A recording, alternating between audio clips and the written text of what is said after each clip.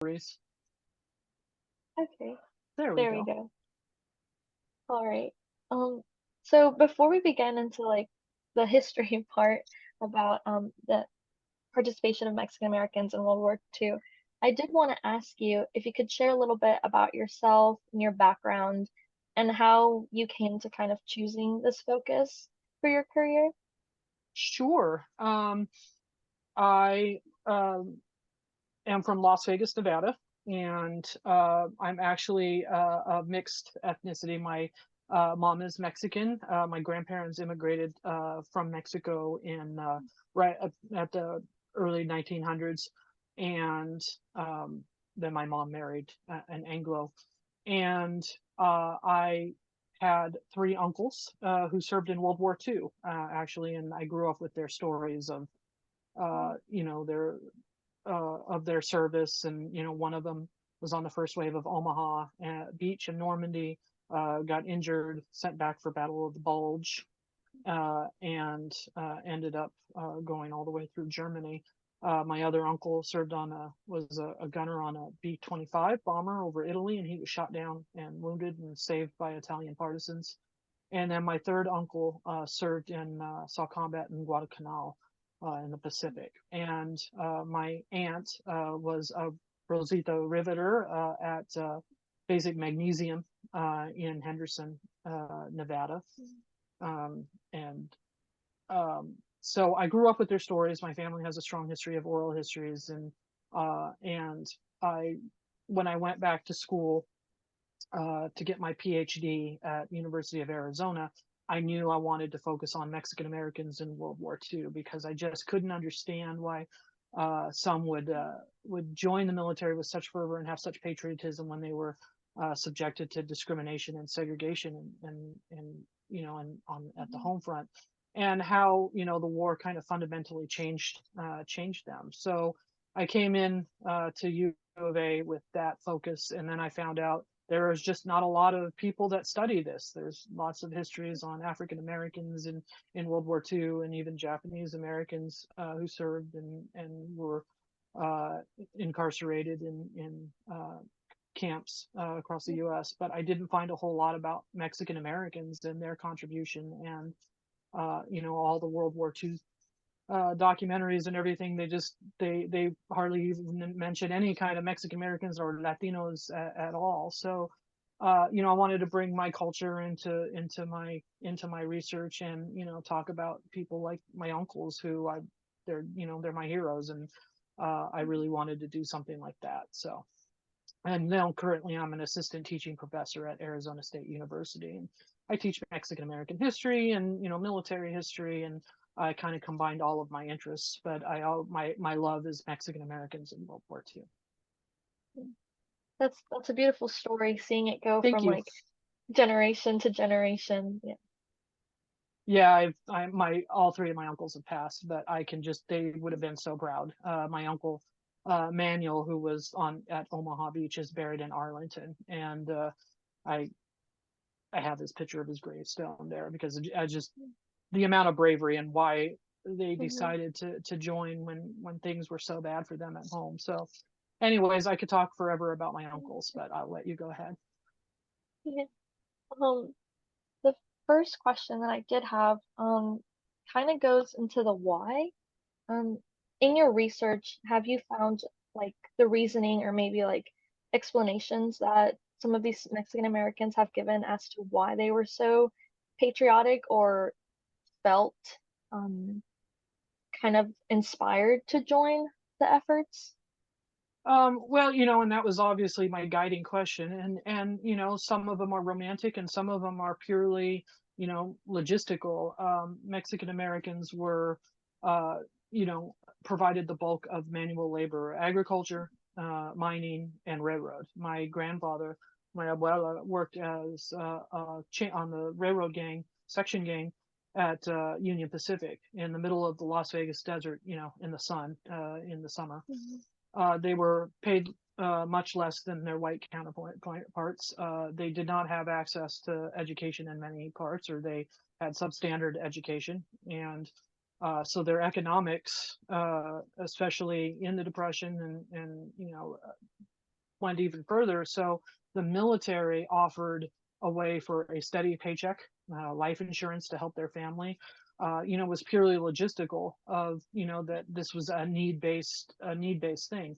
They were also required to register for the draft even before the United States was in the war, right? So in 42, we Mhm. instituted a peacetime draft. So all men, from 18 to 64, I believe, had to register for the draft.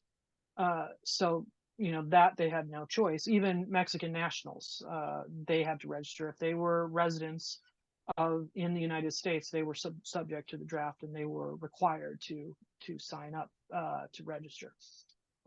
So there's that reason, obviously. But the other reasons, one of my favorite quotes from one of my oral histories was, just because Anglos or other people didn't think of it as our country, we as Mexican Americans knew it was our country, and we were attacked. And just like Mhm. everybody else, we wanted to, you know, fight back because our nation was attacked, even if they were, discriminated against in segregation. That is not to say everybody. There were many dissenters. There were many that refused to register for the draft, or that they registered but they were outward about the military was not a good experience, that they experienced segregation and discrimination even there. And Mhm. there were Mexican nationals and Mexican Americans that, when they were drafted, they went back to Mexico. But those were smaller in number for sure.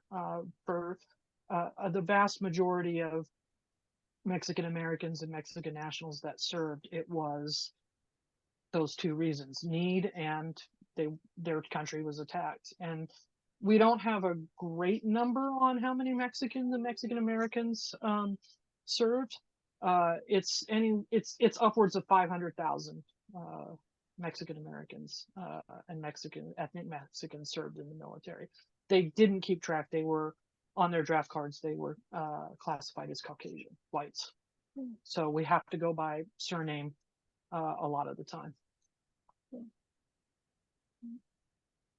Could you talk a little bit on the most significant challenges that these immigrant communities face in the US, like before joining the war? Like what was the environment like for them? Oh, sure. Like I had said, most Mexican Americans served in the hardest, most manual labor of jobs: agriculture, railroad, and mining. Most served on the border, in Texas, California, Mhm. Arizona, and some in New Mexico. But there were also, because of the railroads, a sizable population of Mexican and Mexican Americans in the Midwest, so Chicago and Detroit, because the railroad bought them. And opposite, on the southwestern Mexican Americans, those workers stayed in, railroad cars in the middle of a Detroit and Chicago winter, right? So the same problems existed, is that they were paid much less than their white co-workers. They were last hired, first fired. They Their children did not have access to quality education. They themselves did not have access to quality education. And especially in the Midwest, uh, there were not a lot of the environment was so different for them that even their food culture was hampered, right? Where it's of the fresh tortillas and salsas and everything. They just didn't have access to that. So they almost had it harder than, Mexican and Mexican Americans on the border. That uh, the border was more porous. Cross trading was very commonplace. So, but obviously they were still struggling, and the segregation was actually very strict in California and Arizona and in Texas. Not to mention the violence on the border, especially with the Texas Rangers and everything. And then when the Great Depression hit, by the mid 1930s, Mexicans became the scapegoats.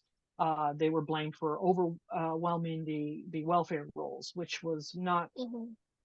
which was not true. Most Mexicans either relied on churches or mutualistas, Alianza Española Americana, that they banded together within their own immigrant communities, because they were not welcomed in white communities, right?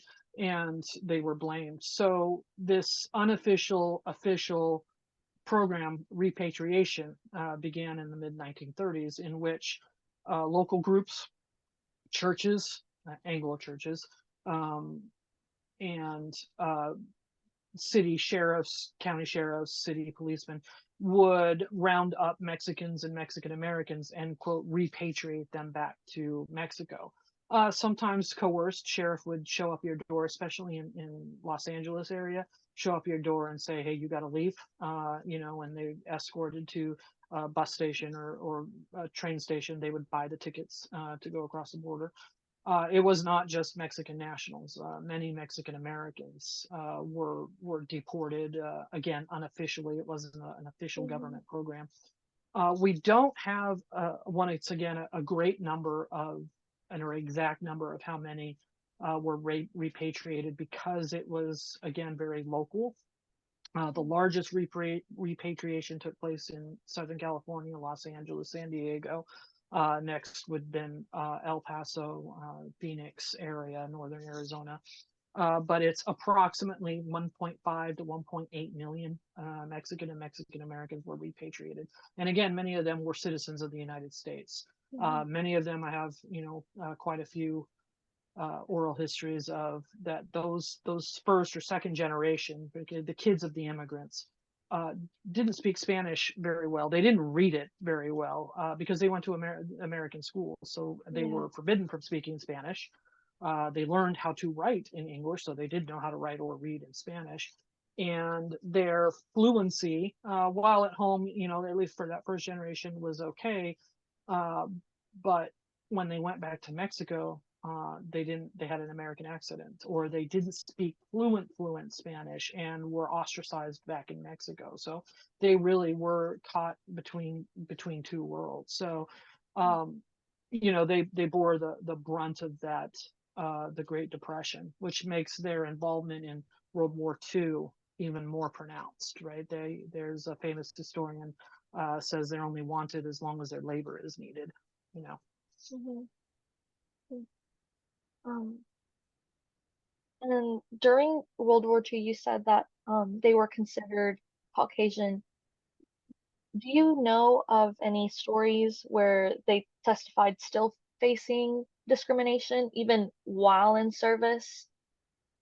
Oh yeah, I have tons, right? A lot of the Mexican, the prejudices didn't go away, and Mm, for a lot of Mexicans, the first time that they came in contact with a large Anglo majority, because again they kind of stuck together, yeah. was during boot camp, where everybody is Mm, stripped down basically and built back up again. But because of their lack of educational opportunities, most Mexicans and Mexican Americans served in frontline combat positions, infantry. Um, because they didn't have the education to become NCOs or officers. There are very few that were allowed that. But their NCOs, right, and officers were Anglos, some of them coming from the Southwest or, anywhere else, where either they had never met somebody of Mexican descent, or they had already preconceived ideas about Mexicans, that they were lazy, that they were dirty, that they didn't have good hygiene, so they carried diseases, that they were too stupid to be in the mhm, military, and they were treated terribly, and they didn't get promoted, right?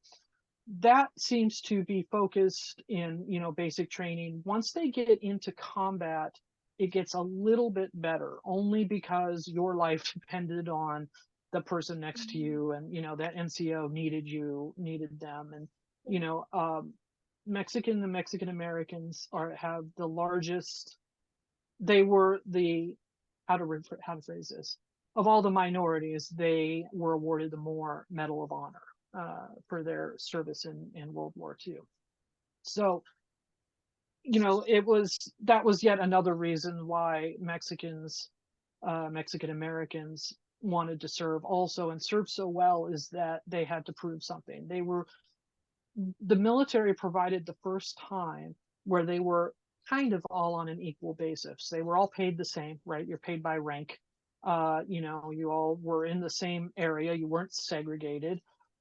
You all had an equal thing of, this is your job and somebody is depending on you to do your job along with Anglos and everything. So they really wanted to prove that they were just as patriotic, just as brave as everybody else. And the same goes on the home front. The women and the men that didn't go were, it was almost like fanatic of like, we have to be able to show that we are Americans, that we are just as patriotic. And I study Arizona, and uh, there were some women's groups that just they raised so much money in bonds that the Air Force, the Air Corps, named a bomber after them because they raised so many bonds, and able to buy this bomber. That on the home front, while everybody sacrificed, obviously, Mexicans and Mexican Americans were just fanatic about proving that they were just as American, if not more American.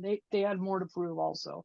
They also had a really good history of, they were used to banding together. They were used to throwing fundraisers and everything. So the World War II home front really was like a perfect avenue for them, and they married a lot of the military culture along with their own. So there were tons of bail, bond, uh, selling bonds in huge fight fiestas across the Southwest, in which they would, if you buy a bond, you get a tamale, right? So it was just really marrying of the two cultures to show them that you can be Mexican and American. And that's kind of, while it starts in the 1930s where we get the lexicon of Mexican American, World War II really solidifies it, in which they are Mexican American. Um, can you discuss any like specific contribution or like I know you talked about the women who raised like that a large amount of money in bonds. But is there anything on the home front like those that were awarded Medal of Honors, or were recognized for an immense sacrifice, or any stories where like being Mexican American helped them on the front lines? Well, on the home front, they wouldn't have been obviously awarded Medal of Honor Yeah. because that's a military one. So the women's group that I was talking about was ladies, American, sorry, Hispanic Americans, women and wives organization, and they were printed up in the local newspaper, right, and in the state newspapers, right. It went. They were based here in Tucson, but they made the state newspaper. Um, Trying to think. There was another group called Alianza Hispano Americana that started as a mutualista during the war. They switched to um, a home front association, and they worked with the Red Cross, in which they, raised so much money and blood drives and everything. Um, but I'm trying to think, they didn't really, it was really just newspaper coverage, not just in Spanish newspapers. It was also in English newspapers. One of, I guess one of the things is that um, you get in June 43, you get the Zoot Suit riots in Southern California and Los Angeles, right? That really, it just portrayed Mexican, especially young Mexican boys and girls as this lawless, and they weren't sacrificing enough for their country, and they were violent and all of that. At the same time, there are middle class Mexican American groups that are organizing blood drives, that are organizing war bonds and scrap drives and everything. So these two ideas competed. So you'd have this horrible, horrible coverage about the Zoot Suit riots, and then 2 pages down, it would be, look at what this Hmm. Mexican American community did. So I don't have any examples of medals Yeah. or anything like that, but it's quite impressive that English language newspapers were highlighting Hmm. the contributions that Mexican and Mexican Americans had. There was a school in I want to say Glendale, Arizona. There was cotton in the fields, and there was a lack of men and women, really, field hands, field workers, because one, they deported them all during repatriation, and two, able-bodied men were being drafted. So this cotton in central Arizona was basically rotting. They had to get it up in the next 2 weeks or they would lose the crop. And that cotton was imperative for the war effort. It was made for everything, right? Clothing, and especially like parachutes and cords and all of this. So it was imperative that that huge crop. So the Mexican American community in central Arizona put out a call in their own newspapers and their own mutualistas, and parents pulled their kids out of school. Men and women took off of work as long as it wasn't, labor, military. And they went out and they picked cotton for straight 2 weeks in order to save that cotton so they could send it to, the Department of Defense, so that they needed it. So it was things like that. And that was in the newspaper, right? Again, in the English language newspaper and in the Spanish newspapers. So this didn't usually happen before, right? The Yeah. only time Mexicans or Mexican Americans appeared in an English language newspaper is Mhm. border crossings, or like middle class Mexican politicians, or crime, right? Yeah. It never was anything good. But World War II, we see this shift. So not really awards, but much more recognition. Mhm. Um, I did want to ask, like, during the war, were there stereotypes or I guess like discrimination that Mexican Americans faced that was different from that of like, let's say, African Americans or Japanese or other Asian groups who did participate in the war effort? Well, just like with the history of segregation, right? Mexicans and Mexican Americans had a little different type of segregation, whereas African Americans suffered chattel slavery, of right, like it was passed down, right? And then Mhm. segregation was based on skin color, and it was codified in many of the places, right? Like Yeah. Arizona Constitution, for in fact, had that African Americans had to be segregated. um, for Mexicans, and it's kind of a long, convoluted history, but with the Treaty of Guadalupe Hidalgo, when Arizona came in after the Mexican American War, the U.S. government said any Mexicans living, that were already here, that the border had crossed them, that were now living in the United Yeah. States, had a choice. They could either go back to Mexico or they could become U.S. citizens. The only way to become a U.S. citizen, however, during that time was you had to be white and in good standing. Well, Mm. they just offered citizenship to Mexicans, so that's why Mexicans are often considered white by treaty, because of the Treaty of Yeah. Guadalupe Hidalgo. So they couldn't segregate Mexicans because of that. Doesn't mean they didn't. So that is de jure segregation, is by law. Mexican Americans Hmm. were segregated by de facto, which mainly was not on skin color, really, but more on language. So Mexican Americans were segregated in schools, and the excuse was because they didn't speak English well enough. It gets harder after the war in the 50s and the 60s to argue that, because they spoke English just fine. And in the Southwest, they just started kind of de factoing it, of an observing what was done in the South, of white for whites only. It was signs across the Southwest: no Mexican or dogs allowed, right? So private businesses would be able to segregate. Real estate, mortgages, banks, and whatever would segregate this kind of the same way as African Americans. We had, especially like in Phoenix and LA, they had red lines where Mexicans couldn't buy a house or obtain a mortgage in a certain area. So it was done on the private level, right, de facto, whereas African American segregation was by law. So when they went into the military, that's why they were classified as white, right? That's why this whole census thing of you got 20 choices if you're non-Hispanic or white Yeah. Hispanic, right? So they were not segregated in the military. They were able to be officers. They served right along with whites, unlike African Americans who were segregated and only basically relegated to manual labor jobs. Japanese Americans, they could, they could join, and they they were segregated, kind of. They served within troops, but they also were only allowed to serve in Europe. They weren't allowed to Yeah. serve in the Pacific because people the military was afraid they would join forces with the Japanese. But so yeah, they were kind of segregated. They were also discriminated against, right? Mexican Americans experienced segregation basically through prejudice. They weren't, again, granted promotions along with white soldiers. They weren't awarded medals, Bronze Stars, Medal of Honors. In fact, most of the Medal of Honors awardees of Mexican American descent were awarded when President Obama was president, and he ordered the Department of Defense and government agencies to go back and to look at the records of World War II, Korea, and Vietnam to see if anybody who was passed over for the Medal of Honor or other medals because of their race or ethnicity. And that's when this big boom happens of African Americans, Japanese Americans, even Native Americans, right? And Mexican Americans get the awards that they rightfully earned in World War II. So yes, they were discriminated against that.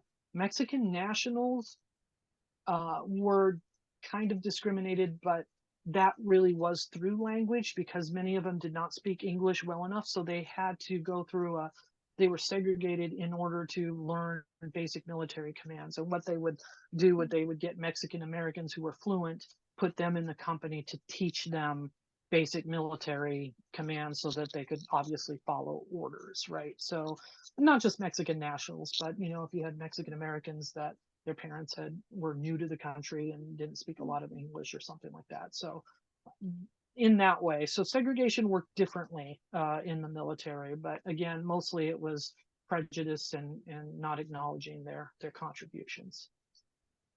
Yeah.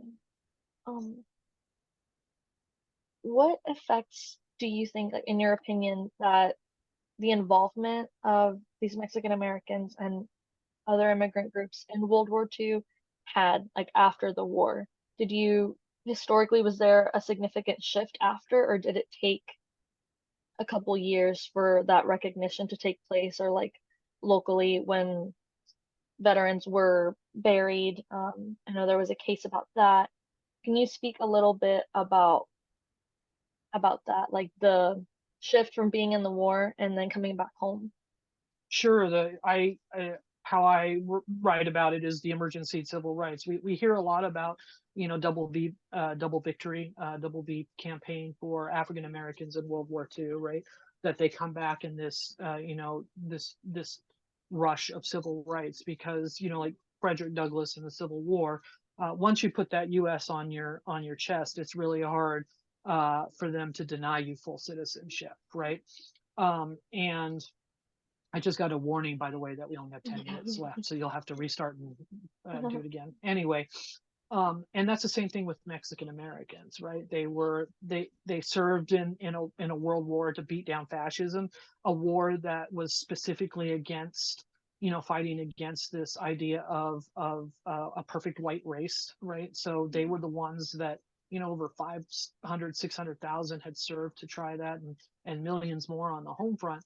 It's a lot harder to come home and accept second class citizenship when you've already done that. So these veterans come home and one, they want a good job, right? We have the American GI Bill, right? They want to use their GI Bills either for them or their kids, right? They want to learn a trade, they want to go to school or whatever.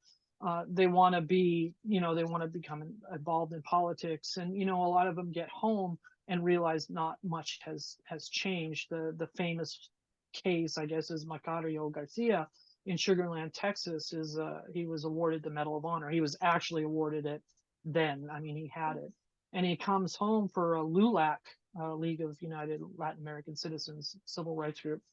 Is going to throw him a celebration, and he stops in this cafe, and the owner, there's kind of some discrepancy, but basically like the waitress or the owner says, hey, we don't serve Mexicans here. And he sits down and he says, if I'm good enough to fight for my country, I'm good enough to have a cup of coffee. A fight ensues, and Macario is arrested, and LULAC goes to his defense, and the charges are eventually dropped. But that's just one instance of they're not gonna take it anymore. The other major shift that happened was Dr. Hector Garcia served as a major in the United States Army as a doctor. He had to go through all kinds of things to be able to do that. He's one of the very few officers, Mexican American officers. He was from Corpus Christi, Texas, and he came home, and these veterans are still living in squalor. They're being denied their VA benefits like medical and GI Bill and everything. Mhm. So he starts this group called the American GI Forum, and it basically starts off as, hey, we need to get these veterans so that they can get the help that they need. I mean, we're very well aware of PTSD today, and Yeah. it was no different back then. We got to get these veterans help, and we got to be able to get a roof over their head. They sacrificed for their country. Then in 46, Felix Longoria body was recovered in the Philippines. He was killed in battle in the Philippines, and sends him to Three Rivers, Texas. And the white owner of the funeral home won't allow service to be done in the white chapel because, quote, the residents wouldn't like it. And I've always found that amazing. I'm like, they're dead, so I don't understand, but wouldn't let them be buried there. So Beatrice Longoria, his wife, writes to then Senator Lyndon Johnson of Texas. And Johnson, who, remember, worked as a teacher in a small Mexican American community, kind of had a soft spot, um, has Felix Longoria interred at Arlington National Cemetery. And with Hector Garcia's help, that starts American GI Forum as a civil rights organization. So you now have LULAC, you have American GI Forum, and then the Alianza Español that I was talking about here in Arizona, which had lodges all over and really wasn't a mutualista anymore. They turn into a civil rights, and they have these middle class Mexican Americans that didn't always serve in the war. Sometimes they did, but most of often they were older, middle class. A lot of them educated at either University of Texas or UCLA, and they start these organizations in challenging segregation, especially in California, Arizona, and Texas. And so you have these veterans coming home, and they join those three organizations, and they boost the membership, right? You also get more Mexican American candidates. Raymond Tejas becomes the first Mexican American mayor of El Paso, right? And you just have smaller politicians all over that were World War II veterans, because the military taught them how to organize, how to how to speak, how to and everything. So it was a great training ground for that. And for veterans themselves, let's say working class veterans, they swamped the American Legion post, American GI Forum posts, VFW posts. We have two two major Mexican American American Legion posts, one in Tucson and one in Phoenix. And especially the Phoenix one was integral in getting the Tempe pools desegregated. Think of Arizona in the summer, and the pools were only open one day a week for Mexicans, the day they were going to drain it. So the American GI, I'm sorry, the American Legion, just everyday veterans, no really officers, just the men who served on the front lines, got together and pressured the city to stop the segregation of public swimming pools, and started in Tempe, but then it spread all over Arizona.